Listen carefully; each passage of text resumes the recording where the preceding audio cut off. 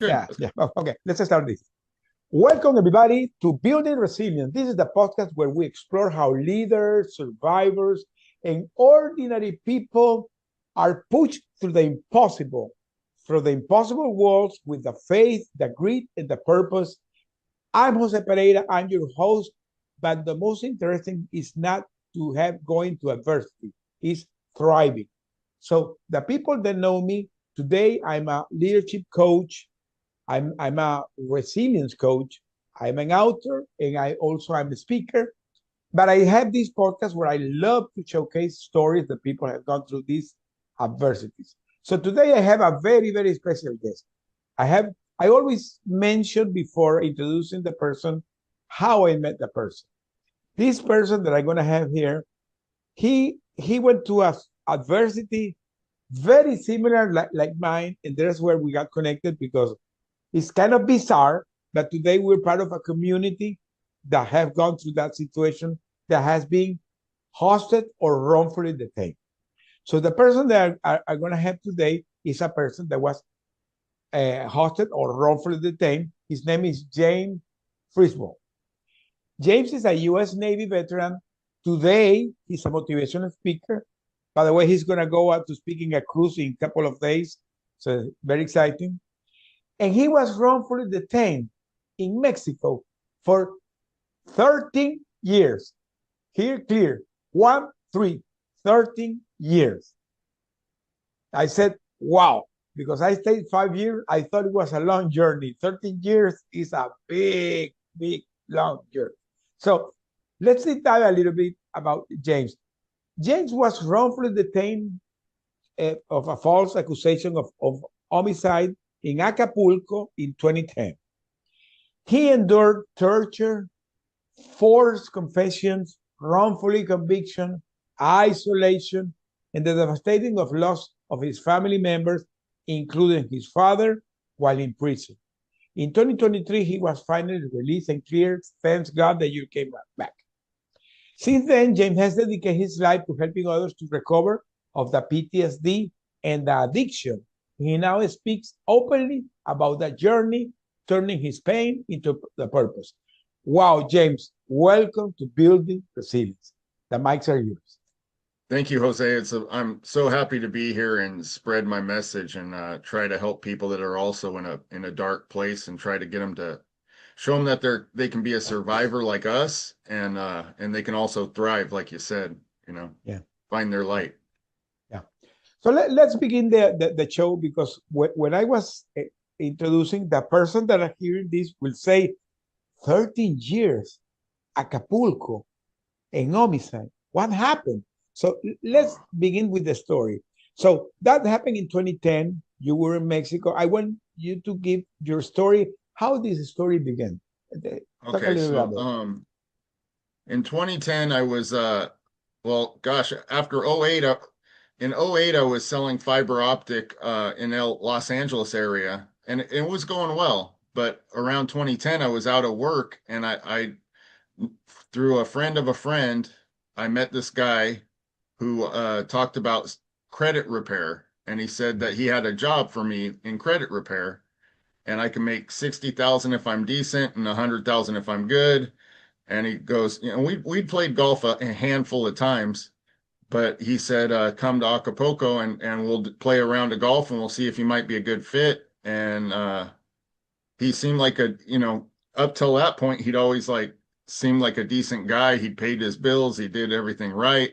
So I didn't see anything wrong about it, no red flags. So I said, yeah, let's check it out. And he even paid for half of my trip, but should have kind of been a warning, but I didn't see that yet. So then when all this happened, what happened was he was setting me up. I didn't know any of this until much later, but he had a How big old were insurance. you by that time, James? How Oh, old I were was you? 33. I 33. was 33. Okay. Yeah. And I probably should have researched him, but we didn't have like AI. I mean, I think the iPhone was on iPhone 1, you know what I mean? It was a different time back then. Yeah, yeah, So yeah. and I should have researched him still, but I wasn't thinking that way. But so anyway, so we go down there and play around the golf and yada yada yada. Well, I go back to my hotel, and by the time I go back to my hotel, the cops are looking for me. And I didn't know what was going on, but he had arranged it. I didn't know any of this till much later, but he had a big insurance policy on the wife. And so he got her for that reason, and I was just the fall guy. Wow. And the police, for pretty much 500 pesos, the police will go after anybody they want over there. It's a whole different, it's, but anyway, it's not like in the States we have this thing called ox and razor, which basically that means the simplest explanation is the truth. Well, that just doesn't apply in Mexico because things are so different. Yeah, Not that, when you're talking about Mexico, because I come from Venezuela, I can understand yeah, because in Mexico it's very famous what they call la mordida. But yeah, in Venezuela they call it several, they call it coima. That is the same thing. You give 500 pesos and they can do anything because of that. Yes. yeah, it is. It does work that way. So, yeah, and so anyway, so that one night, oh my gosh, by the time I got back to the hotel, the police were waiting for me and come with us. We know you did it. I'm like, I don't know what you're talking about. They said I got in a fight. They didn't say anything about a homicide or anything. And they're like, oh, well, if you're innocent, you'll prove it in court. And I didn't know better, but that wasn't the case at all. It was like by the time they put you in the back of the squad car, you're already guilty. That was your trial. That's Yeah. it. Yeah. And So they put it in a jail. And what happened yeah. after that when Okay, you arrived? so then so they had me in county and they were kind of tell you the truth, at that point they were waterboarding me, asking me questions about if I how I killed her or whatever, and I said I didn't do it. I didn't do it. And that went on. I mean, they were careful not to hit me in the face because people would see it. But they would hit me in the stomach and stuff like that, but nothing so bad it would leave a lot of marks and stuff like that, but also waterboarding. But I hadn't done it, so I wasn't confessing on that point. And they had me in county. I'm not even sure. I kind of lost track of days, but I think it was more than 72 hours. But at some point, God, let me think here. I think it was January 22nd, 2010. That's when they took me to the big to Los Cruces in Acapulco, the Mexican prison. So And you were transferred to a yeah, national prison. yeah. How many people were in that prison? When I got there were about 3,000. And were criminals, truly Oh yeah, criminals. yeah. And you were with all of them, or you were in? Yes, yes. Well, when I first got there, they have something called 72 hours. And for 72 hours, you're supposed to kind of put in this little bit of isolation. So some of the other ones can't get to you and influence you or torture you or whatever. So for about the first well, and actually for me, it was 48 hours. After that, they put me in maximum security. And they didn't consider that you were American, so even No. that they didn't take care of that. You were treated like a normal criminal. Oh yeah, no, no. And that's the other thing is that when I was arrested, I had no translator. I had nobody from the embassy. I had no assistance. They just treated me just like, just another person or criminal, which, what, I mean, I understand it on the detention, but they should have at least read me my rights, at least Correct. had a interpreter, and the whole thing of how I was arrested was just a mess, was a circus.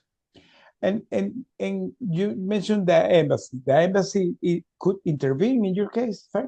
Yeah, well, and the embassy, I gotta kind of be careful on this one, but there was one guy from the embassy that it seemed like he did not do his job. Now, I don't want to say anything bad about the entire embassy, but it seems like it's kind of like a corrupt cop. Even a corrupt cop should have somebody above him that checks to make sure he's doing his job. And even that, still there's like the prosecutor, right? So the prosecutor, like if I'm a corrupt cop and you're my boss, you're going to go, well, where's the weapon? Where's the gun? Where's the this? Where's the that? And even if not, the prosecutor still has to have something. If they have no body, no weapon, no nothing, how are they going to continue? They have to Yeah. say, wait, stop.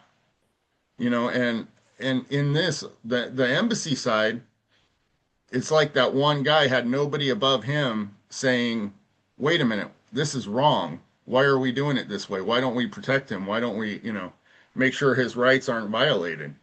And nobody did that. What about access to a lawyer. Do you have a lawyer? Oh yeah. Well, you know how it is. Yeah. I would have one lawyer for a year. After that, they wouldn't do anything and I'd fire them and get another lawyer. That was, Yeah. I'm hearing the story. I'm laughing because we went through that situation I when I know, was. I know. Yeah, Everybody that's, goes. The others that are hearing this, that maybe you're not familiar with it, but that James was a wrongfully detained in Mexico. I was wrongfully detained in Venezuela, and we know today a lot of people have been wrongfully detained in a lot of countries. And when you talk with them, always is the same. Always are false accusations. The lawyers are clown that they don't do nothing. So sometimes they put a public defender. Tell me what is a public defender. oh, So, we used to call them the public pretender because they just pretend to be lawyers. Yeah, no, yeah, that they would do the bare minimum that they would sign things that weren't to your benefit without you even knowing about it. We had to at least have a private, always had to have a private. And then the funny thing is they always start off with it's going to cost this much to read your file. And then you give them a copy of the file, but they still want money for, just anything they can think of, they want money for. how was the food? How was your Oh, feeding? the food was really bad. The food was really bad. Yeah, it was. I mean, if you got beans and rice, that was a good day, and the lentils, that was a good day.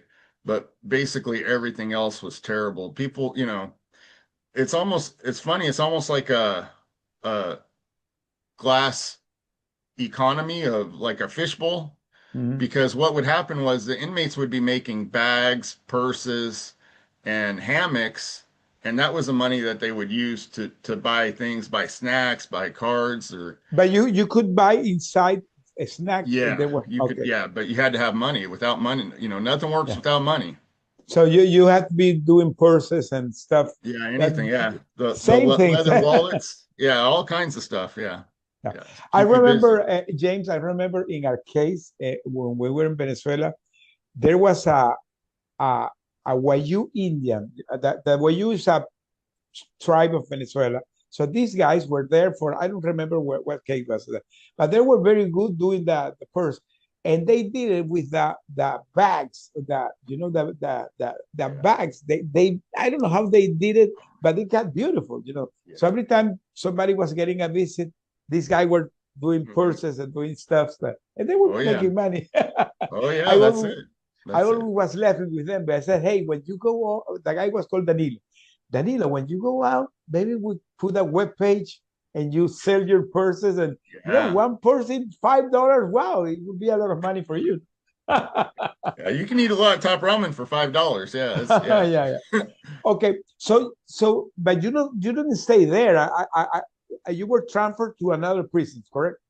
No, Los Cruces I was in the whole time until I was released. Okay, you stayed at 13 years there. Yeah, same. Yeah, In the same place, or you were yeah, in transferred the to? same prison. Well, I mean, I moved my cell. My cell, they would change me out, move me around a bit. I think I probably had three or four.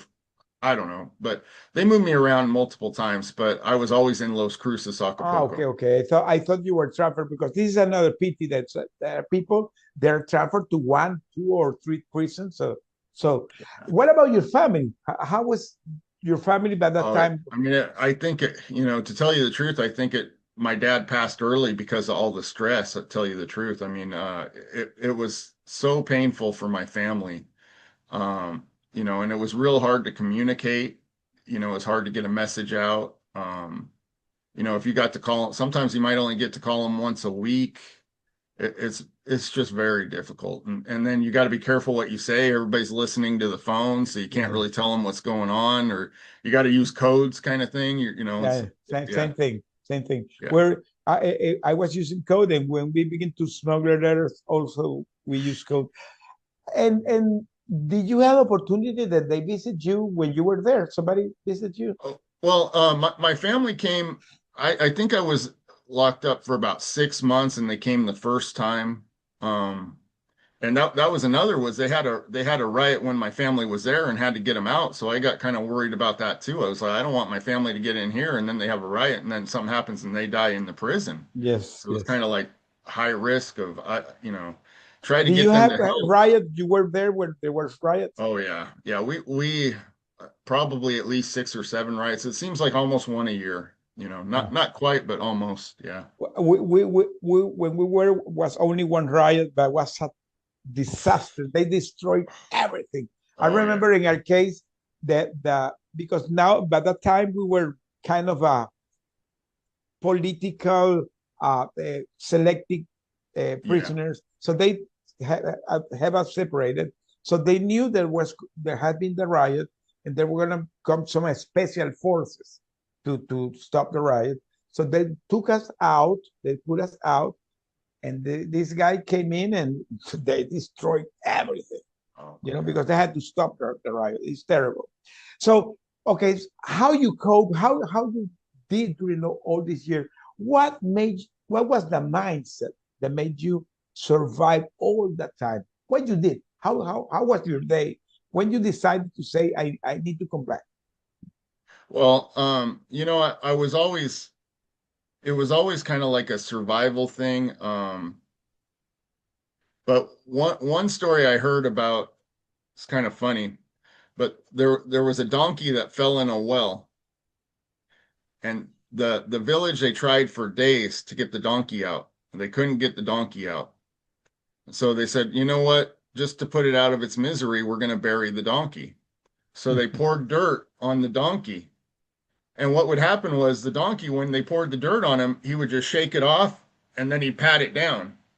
And he'd shake it off and he'd pat it down. But what happened was, slowly over time, the donkey started coming up and up and up and up.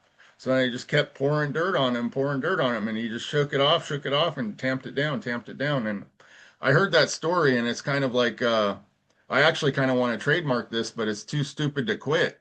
And sometimes you just have to be too stupid to quit. And that's kind of been my motto. And when I was in there, I was really focused on working out and put my mind in a better place, and then just trying to find the lawyers that'll do the job that we want them to do, to fight the fact that there was no evidence in my case, and they just wanted to close the case, but they didn't want to fight the fact that there was no evidence in the case. Correct. Yeah. And so that was a lot of work as well. And they kept wanting to take the easy road, and it wasn't about the easy road, it was about the right road. And then kind of a little bit of a miracle in that we found, a friend of the family found Jonathan Franks. And we'll see, another one miracle also was, it also How took me you got getting. connected? Tell that story. How you got connected? The audience that are hearing this, let me put this in context. Jonathan Frank is a guy that he has a company called Lucid Strategies, I believe is the name. But he's a guy that he take care of hostages that are all over the world. So he's very effective. But he became also that one of the mastermind of the creation of the Bring Our Family Home campaign that today take care of hostage family. So that guy has years working in that area, and somehow James is gonna say how he got connected to Jonathan. So Okay, so yeah, it was kind of a friend of the family reached out to him, and then we basically arranged for him to come see me. The funny thing about that one was, he thought we were going to kidnap him. And like, we're not gonna, we were never going to kidnap him. We just wanted him to see the evidence against me, that they really didn't have any, and see if he could do something to move my case along. And so he flew to Mexico. He flew to Mexico. yeah, yeah, Okay, yeah. when you met with him, what was his first reaction? Like, he couldn't believe it. He's like, no, there's more than that. And I'm like, no, there isn't. And like, look, and so that was another. We had to get him a copy of the file. He wanted it in English, so we had to translate that as well. And I was gonna backtrack if possible. When I was still kind of working on my mindset, at some point I got connected with a guy, a Jehovah Witness. His name's Don Hill. I hope he doesn't mind. I'm sharing that is his real name. But we started studying the Bible, and in the process of that, I got him to get me a copy of the file. And none of this would have been possible without that as well. And that's what it took, a whole team. It wasn't one person, and I didn't work miracles by myself. I had a whole team. But by him getting the file, then that made it so that when Jonathan Franks finally came to see me, we could get him a copy of the file, and then we just had to have it translated. So it's, it's kind of like God, Jehovah, or whatever you believe in. He was in there behind the scenes as well. We can't always see what they're doing, but they're there. Yeah, yeah. How so you're talking that about that. So at, at, at what point your faith begin to be part of this that made you keep going? Probably somewhere once I started studying with Don Hill, and he would come once a week to visit me, and he'd bring me books, and it was also I could talk to another person that wasn't inside dealing with the politics and all the stuff that happens behind bars. And Okay. sometimes it's good to have a friend that you're not talking about that stuff with, that you just talk about, like how are the 49ers doing, or how's Seattle doing, that kind of stuff. Just something to talk and get your mind off of what's going on. Mhm. So now you're in this space. Now Jonathan has come. What happened after Jonathan went there? Oh, well, a lot of things started happening at that point. He came to see me a few times by himself, and then I guess he ran into a few snags. By the time at that point, he's got Governor Richardson involved. Oh, Richardson got involved. Okay. Yeah, yeah, and then Did Richardson visit you? no, not until I didn't see him until after I was out. Okay. What about Mickey? Mickey Berman. Yeah, yeah. And Mickey got involved the same way, but I saw one of the God, I can't even one of the helpers came to see me inside like once or twice, but that was it. I just saw him briefly for a couple times. To the audience, let me put in context because we're talking here because we know the people that Governor Richardson is Bill Richardson. Bill Richardson was a former governor of New Mexico, and he also was the energy secretary, and he was also a human rights ambassador in the UN. So he was a high-ranked officer that he retired, and he founded a foundation called the Richardson Center. And his manager is a guy called Mickey Berman. Mickey is original from Israel. He's from Israel, but he became American. And Governor Richardson and Mickey both during years were working what they call the fringy diplomacy. Because the people that are hearing this that maybe are not familiar, this type of situation that James went or I went, that is what is called the hostage or wrongfully detained, are like that, what we say, that you are traveling a country and something bad happens and you're accused, falsely accused, and sometimes they do sham trials, and you get caught in the middle of the situation. And sometimes to bring the people back is so difficult because I had to intervene in sometimes the government. And these institutions that like Richardson Center or Jonathan Frank, they do that job that normally the official government, they don't do it because they, that diplomacy. Yeah. So they do like that behind the scene work. And they are very effective because a lot of people have come back that way. So now you're having this contact. What happened next? So, well, shortly after the governor got involved, I was able to come home and hug my mom. And another How miracle. long it take it? How long it take it when? Oh, shoot, I think probably no more than about a month, Oh once he wow. was involved. But see, I mean, by then also my case was, we were trying to close, but you know how the courts are, they just kept trying to push it off. But we were Mhm. trying to close the case. So it just happened at the right time. It was a little bit of a magic, little bit of a miracle, but everything kind of came together at the right time and place. And the other thing that's kind of amazing is that's also like right after my dad passed, and then everything just kind of went all together. Your father didn't see you free, No, unfortunately. no, he Well, passed by the time I got well, back. this is something I'm going to say something here to the audience that's hearing this, because when I was in my captivity, I had the opportunity to read the book "Men in Search of a Meaning" of Viktor Frankl. And Viktor Frankl, in his book, he mentioned the one of the tragedy that happened when the people went out from the concentration camp in the World War II. was that when they went out, they found out that many of their family members had passed, and you didn't know it.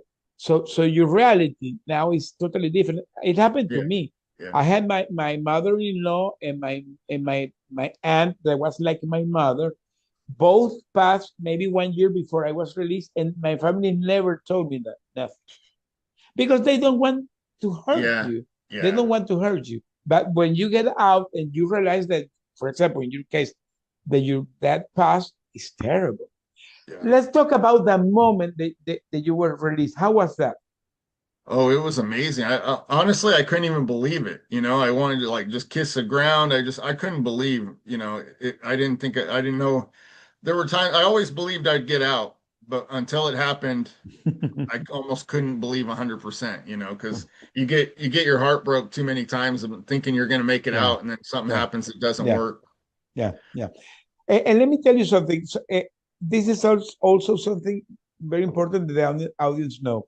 One of the terrible things that happen when you're going through a situation like that is that expectations. Because many times you get information that, no, you're going to get released, and doesn't happen. And so it's like a roller coaster. You're going up and down, up and Yeah. down, up and down. So when it happened, normally it surprises you. It's like, oh, it's happening. What was the moment? Talk a little bit the moment that you knew, oh, that now it's happening. What was happening there? It's Well, interesting. to tell you the truth, here's kind of I knew I was probably leaving when they forced me to sign something saying I was never tortured, my human rights were never vielated, and they treated me like a VIP. That was I knew things were You were probably in going to go Narnia. my You way. were living in Narnia. So yeah, I was like, okay. But I even the funny thing is I even told Jonathan right then and there, I was like, is this not duress? Like, do you see? Like, even with you guys here, I'm being forced to sign this, whether I want to or not. And so, but I complied just to get the heck out of there, of course. Well, Um, you look at in our case, what happened exactly when we were released, they put us in a place, there was a cameras, people filming, and they asked us to film. No, we're happy, everything is happy, we're in Narnia. And then we was given the script, and we had to repeat it like 4 times. No, no, oh, no, you forget to say this. No, no, you oh had to my say God. this. And we were like, everybody was happy. And it's incredible that, but Yeah. you want to go out. So Yeah. now you're out. You're now in American soil. What happened after? Who? Um, How was that moment? Oh my gosh. So when I got off the plane, my mom and my sister were there and we were hugging them on the runway for probably 30 minutes. They finally had to, okay, we have to move, like they had to move the plane. We didn't care. We were just hugging for like a half hour. And so yeah, finally they, like, okay, we have another area over here. And so finally we started walking sideways, still hugging and all that. And we Where finally did made it. did you land it? Where did you land? Oh, it was Sacramento. I believe it was the executive airport, not SMF. That's kind of like the public one, but they have an executive airport for the ones that own a plane, and that's where we landed. Well, we landed here in Army Brook because we went to the PISA program that they do there. That is incredible. But now we're gonna talk about the PTSD, all this stuff. But so now you're here, and the people think that it's a love story that is ended, and it's the beginning of the new life, because you're coming like in a time machine, correct? Oh Like yeah, yeah. yeah, yeah. Talk a little bit about that. Well, that's another is that when I finally got to Sacramento, they would take me around and I couldn't recognize anything because it'd been almost 20 years. And it was funny, when I was in the Navy, I'd be gone for a year or two and I couldn't believe how much had changed. And I was like, stop, wait, what happened with the Taco Bell over here? What happened with this? And this time it was just so different. I didn't even know where to start. I thought I didn't even know if I was in the same place, It looked like I'm an alien or something. You have the sense that you came in a time machine. I always say that I came in a time machine because I live in an area that when I moved here was farms and this stuff. It was beginning Yeah. the development, and when I came back, everything was done. And where I am living, I Yeah. didn't Yeah. recognize that. So now you're here, and beginning the your new life, doesn't knowing what to do with your life and beginning to have PTSD events. Talk a little bit about that, the trauma, the PTSD. Okay, so for me, I would hear people calling my name and there was nobody there. Once in a while I would have flashbacks, and I also I didn't like going in crowded places, crowded spaces, because I was in isolation for so long that, you know, we almost just prefer to be in or for me anyway, I preferred to be in almost isolation. So it's kind of hard to be around. Family was okay, but if it's too many people, I just didn't even like it, you know. Correct. And Did you have so opportunity to get in contact with one of these foundations like Hostage US or Foley Foundation, one of these foundations or not? not really. Once I got back, I just thought, oh, okay, well, that was my old life, and now I'm just going to move on with my new life. I didn't think, you know, But because um, this is something that now that we have the opportunity to talk, I know people that have gone through this situation that have done the same. For example, I remember this guy that was in Rwanda, Paul Rusesabagina, that we are friends. When he came back, he didn't want to do nothing. And I talked with him. I had the opportunity to talk with him and said, Paul, you know, there's a trauma recovery center that is pro bono helping. Go to it. Go to it. yeah, Take it. yeah, Because one of the things that people sometimes doesn't really think is that sometimes you need help. yeah, oh Sometimes you yeah, need help. And yeah, you have to be honest that sometimes you need help because it's a process that is too long. Something is yeah. too long. So now you're here going back to normal. So when is you begin to think to be a speaker and how all the story came to you? Well, so I, getting back, I just wanted to get a job and get back to work. I kind of didn't want to think about all that, and from a friend of a friend, I kind of got put in touch with one guy named Sergeant Dutton, and Mhm. he kind of coached me a little bit on, you know, you have a powerful story, and people, you know, people would be inspired to hear your story, and maybe you could help somebody who might be close to ending their life or something, Mhm. Mhm. and if you share that story, maybe you'll be the guy that prevents them from doing it. Yeah. And so once I started thinking that way, it kind of changed my perspective and my thought process as don't take it as, you know, I mean, we did survive hell, but look at the bright side of now we can go on and help other people that are going through their dark time and maybe show them there is a way, you know, and be an inspiration instead of just, you know, I Because you never have considered now a myself a testimony. victim. You have now a Yeah, testimony that you yeah, can share. yeah. And what about because okay that's great. That's great when and I totally agree with that because that's what I'm doing today too. So now you want to share your testimony. So what happened? Did you get in contact with somebody? How was your process? Well, I mean, you were one of the people I got in contact with, you know, and like I said, you know, kind of we talked through the same network, and yeah, just finding the right coaches, implementing the right strategies, and just trying to build the business. Okay. And I'm working on, you know, I think I told you I'm working on the book, hoping that should be out by December. Okay. That's, you know, 21 lessons from hell. Okay. And Okay.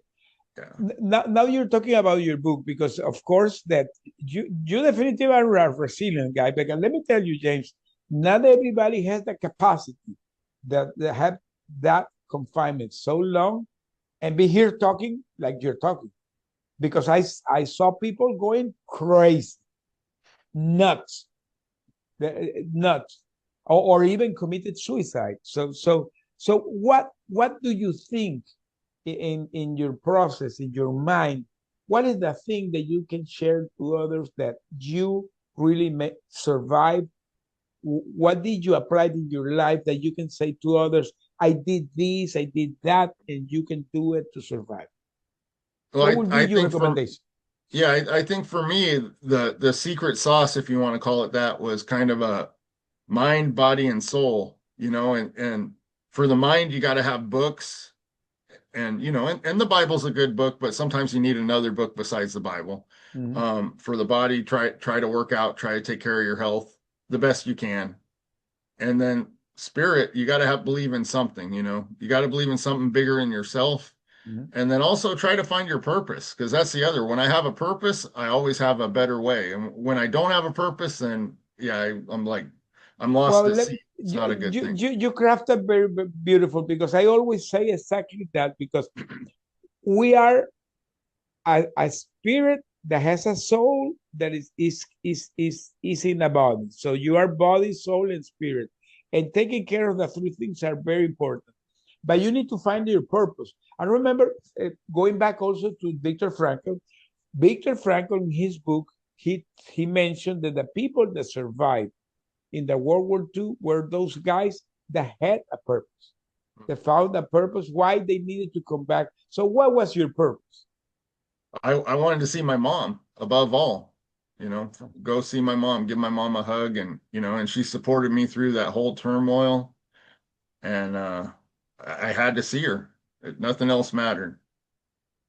So you keep going because of that. So now you're here thinking into build your business, become a speaker. So where in which stage you are today? Oh, I'm in California, Northern California, around Sacramento. Okay, and what you have been doing to develop your business? Well, kind of like I said, just the first step for me, I think, is to finish the book. Okay, But also I'm going on a speaker cruise. That's about the end of the month, towards the end of the month. okay, And I'm going to okay. be speaking, giving my signature speech and develop my speaking business. That's the other. Okay, now we're talking about, because you have been crafting your speech. There is something that in all this process that is very important. Today, what do you think about the people that hurt you, that put you in that process? Have you think on them, or you have forgive them? Well, for me, I'm a bit of a mixed. I think that the leaders need to do better to find out if a person is really guilty, and if Mhm. so, then then they should face the right consequences. But all the leaders need to do a better job at making sure the things are happening the right way, that people's rights aren't being violated. Um, that so I do believe firmly in that. When I was detained, there were 600 Americans being held, and probably 50% were innocent. But all of them, none of them were getting a trial. And Wow. I think even if you're a terrorist, if they arrest you, then you should have something. There should be some kind of due process. Yeah. If it's a battle, well, then if you die, then you die. That's that I mean that's part of the thing. But once they put handcuffs on you, then probably you need a trial. That would be my belief. But Yeah. that's my opinion. I don't want to. That's my Yeah. opinion. No, but well, it's matter of justice. Yeah. So, what is your concept today of freedom? Well, oh boy, freedom. That's a tough one. I think I see it different now too. It seems like the way the world's changed since when we were locked up. Now you need a passport to go anywhere. Mhm. It's much more restrictive. Maybe it's necessary. I don't know. That's kind of above my pay grade, but I just want to be free to live my life the best way possible. Share my message with the people that need it, and try to be a beacon of light for the ones that are struggling. Mhm. And And, that's pretty and much it. and today you carry something that not many people carry, that you have a testimony of what you went through, and really you can help others, because it's incredible when you go to a stage and you tell your story and the way you craft it, and you see the people, you can see smiling, you can see tears, the people get touched. So I it begins to be a blessing, my friend. If you take it in the right way, it begins to be a blessing. How you can be touching souls. In your book, when it's out, it will begin to touch soul, because you went through a process that not many people go to that process. And you are here, not only went through the process, you not only survive, you thrive.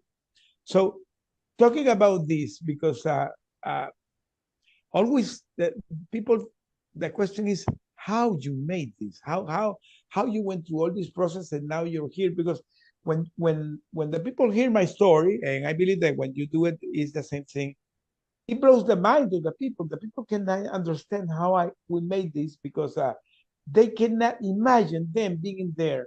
But I always say that the human being has an inner force that is beyond what you think, is beyond you, but you have to unleash it. Tell me a little bit about what are your thoughts about that. I think you hit the nail on the head. I think most of the time, it's sort of like a workout. If you want to do 100 pull-ups, sometimes you get to 20 and you want to quit.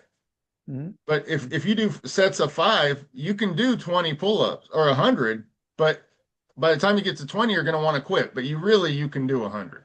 You Yeah, just have to take a break, come back, try again, take a break, come back, try again. And you can do it in a day. And yeah, it's kind of the same. I think we're really capable, all of us, and I'm guilty of this as well. We're all capable of more than what we do on a daily basis. And we just got to train ourselves, kind of like I was talking about, mind, body, and soul, train ourselves to be able to survive the hardships and to see the light at the end of the tunnel. yeah, That would yeah. be my advice. I was talking this morning with a guy that has a TV show, and he was telling me that he's a Christian guy and he has done theological study, all this stuff. And he was telling me that one of the things that today he's a strong believer that is that if you want to be successful, you have to walk through the valley. So Mhm. that people have to walk through a valley. Because and let me tell you, that's so true. I'm beginning to find that there is always a pattern that people have to go to the valley, and in the valley is where they discover their force, their strength, and that's where they're going to do what they have to do. So how you see your valley today, and how you see that the next move that you want to do, what is your thoughts about that? Okay, so well, right now I'm developing the business. So, but my goal is within a year to be, making 6 figures speaking and also doing more books. This is my first book, but I want to do at least 2 books. So Have you ever that's thought to create a coaching program based on this? no, I haven't. I probably should look at that. Yeah, because you remember you have a something that nobody else has. Hmm. You went through a process in your life that you can really train others. Because I always tell the people, you don't have to be a victim of have gone through that situation, but when you are in prison, you acquire some abilities that are very difficult to the other people have, because many people can be prisoner of what they're going in their life. Oh Even yeah. in the if people that are having business, that the business doesn't move because they're prisoners of their belief, they're prisoners of their circumstance. So you have an ability that you can show to them. So think in a coaching that can be Okay. also something Yeah. like, because being a speaker, you can from the stage you can sell your coaching program. So this Mhm. is something that Yeah. I Yeah. I, I recommend to you. So Okay. now, well, we have 10 minutes to finish this stuff. So where the people can find you, the people that are hearing this to you say, hey, I would like to contact that guy. How they can find you? Well, probably on Instagram, and also I can share my email for all the other stuff would be jamesmindset7 at Gmail. Okay, okay. Have you thought to create your webpage? Yes, and I'm in the process of building it, but honestly I want to have my book done and then I'll have my website. Okay, so you're focusing your book. Your book is gonna be self-published, or you're working with a publisher? Kind of like a hybrid. I think you did a hybrid as well. Okay, yeah, I did a hybrid. I did a hybrid, and I did. By the way, I did first my book in English. That is this. Hmm. The, That's a when I you're did this, yeah. what was with a publisher. I went with a Okay. publisher and a hybrid. When I did this, I was more like myself with a publisher, but it was kind of a very controlled. When I did this, that is the last one that I had, I did it by my own. I did it by my Okay. own. This, Okay. this. So at some point you get some expertise. No? And this is like a trial and error. Mhm. But okay, so that people can find you in Instagram. I'm gonna put the links there. The Instagram, your email, and Yeah. your book is gonna be out in December, correct? Yes. Yes. Okay, in December. I'm gonna be in Amazon, other places. Yeah, it'll be on Amazon, and I don't know anything else right now, but I know at least on Amazon. And I do want to have a hardcover also, but some people just want the PDF or the digital. That's fine too. Something that I recommend to the people now that we're talking about books, that to tell you the truth, these are things that have been learned. People tend to do the hard copy, the paperback, and then you do the Kindle. But the really book that are getting very popular are the audiobooks. I have a friend that she was telling me that the audiobooks are getting really, really popular. So Okay. so I'm thinking to begin to put this in audiobook now. So Yeah, yeah. so but it has to be a process. It has to be a process. Oh, yeah. So James, now you're thinking to be a speaker. Now you're gonna go to a cruise. You're gonna do your book. You're trying to attend podcasts. And so how have you think to be your brand? How is you see your brand? How you want to craft your brand? What you want the people when they see you, what you want them to see in you? Well, actually, I think I'm trying to do the story I told you about the too stupid to quit, you know? Okay, okay. That's a great Sometimes you just story. got to be That's a great you just got to story. be hard-headed enough to keep pounding the wall even when it doesn't break. And the other one is the donkey story. That's a great Yeah, story. yeah, yeah. Very great story. So we're almost coming to the end, James. So what will be a final recommendation that in a 5 minutes frame, what will be the final recommendation to the people that are hearing this that you can tell them what was your lesson learned during all that process? What you will talk to them, somebody that's going to a hardship, going in a bad moment. What will be your recommendation? Never give up. Sometimes you don't see the light right then and there, and sometimes it seems impossible, and like you're never gonna win. And that's another is that for 14 years, it was how many thousand days did I get it wrong? Every day I had a mission to how I'm going to get out of here. All of those I failed, but one of them I got right. But it only took the one that I got right for it to be a success. The other failures didn't matter at that point. So Well, let just me tell never you, give up. those failure are lessons to do it better the next time. And Absolutely. what James is saying is something that I always say, that when you really have your purpose, and his purpose was coming back for his mom. So no matter how many times you fail and fall, you will stand up and will continue and continue and continue and continue until this happened. It took for him 13 years, but he's back. So the people that are here, and for me, it took me 5 years, and I'm back. So we really, my friends, we are survivors, but we are warriors. Yes, And, sir. and, and, and this is something that the world needs to know more, because there's so many people depressed there in the youth. There's so many kids thinking in suicide because of somebody didn't give like in the social media, or my girlfriend left me, for stupid reasons. So Yes. now we can stand up and tell them, hey, stop. I could make it, you can make it. Yes. So what will be your recommendation in that to stage? to just maybe change their thinking. And like you say, sometimes it's kind of like the first breakup you have with a girlfriend when I was in high school. I mean, I thought I was devastated. I didn't know if I could continue living. But nowadays, I don't even remember my first girlfriend. You know what I mean? And like in 20 years, it's not going to matter. So yeah, and even if you fail, get up and try again. Yeah, That yeah, would be my main takeaway. yeah. Well, James, this was an incredible show. So the audience that are hearing this, I have a big takeaway in all of this. He had a dream to come back. He stayed stick to that. He never lost that. He was, no matter what was going, he pursued it, and he could come back. and he's now here trying to pass to a new stage. He wants to be a motivational speaker, have his book out, and you have to think even to be a coach. Yeah. If you have enough, I encourage you to do it. Okay. Okay. So, James, this has been incredible. Thank you for having here. Oh, thank you, Jose. Thank you. The audience is going to hear. The people that are hearing this today,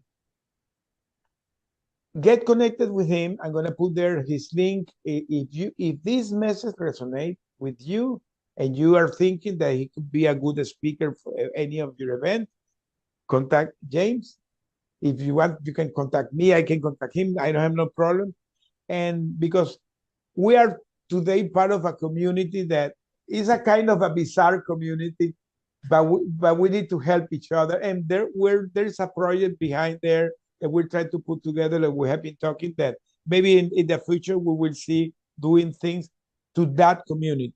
I have here the flag of the wrongful detention, that for me is a representation of this community. People that have gone through this adversity, but the people are walking their way there. They're trying to rebuild their life. So, well, thank you for being here, James. No, thank you, Jose. It was a pleasure. Thank you. Bye, everybody. Next week, we have another awesome guest. Okay? Bye. Take care. Bye. Bye.